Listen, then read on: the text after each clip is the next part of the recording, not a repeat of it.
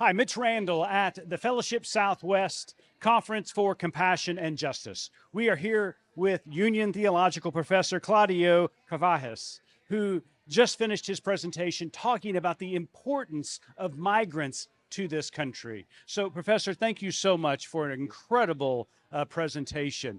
You began talking about something that's in the news today, and that is a situation in Ohio and how the Trump administration has targeted Haitian immigrants to draw suspicion upon them. You said, and I quote, that Ohio is more about voter suppression to keep white supremacy in power. Can you respond to that?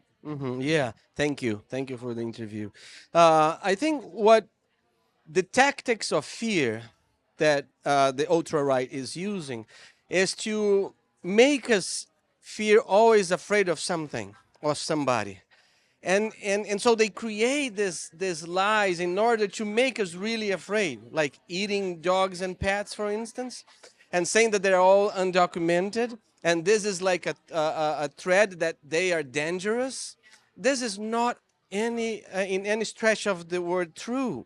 And so I think this has been used, like now so many people in this country believe that undocumented immigrants can vote, and this is a lie, because they cannot, simply that. But they are using it to create laws so that it will be tougher for people to vote. But who's going to be affected by those new laws that want to prevent or keep our democracy? It is exactly to destroy our democracy so that all the most vulnerable people will have more of a hard time voting.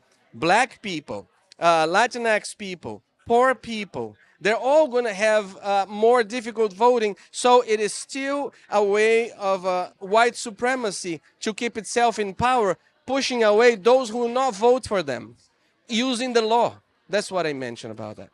And you also, and you alluded to it in your first answer, but you talked about just the dangers of nativism and how that is not only on the rise, but has actually been around for a long time here in North America.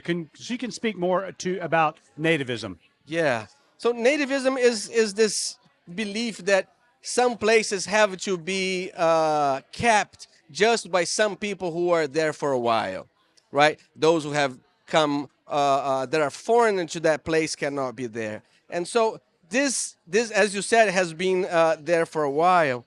And what it wants to do is to, again, create this imaginary world in which just some people who look like me will be there, so that it will prevent new people from coming.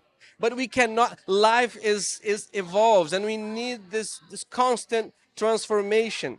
And they cannot make this statement, because then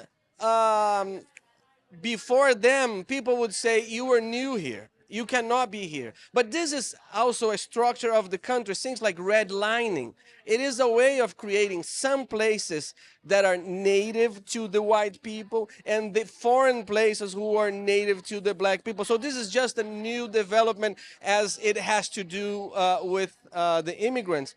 But I mean, the only people who can talk about nativism here is the indigenous people.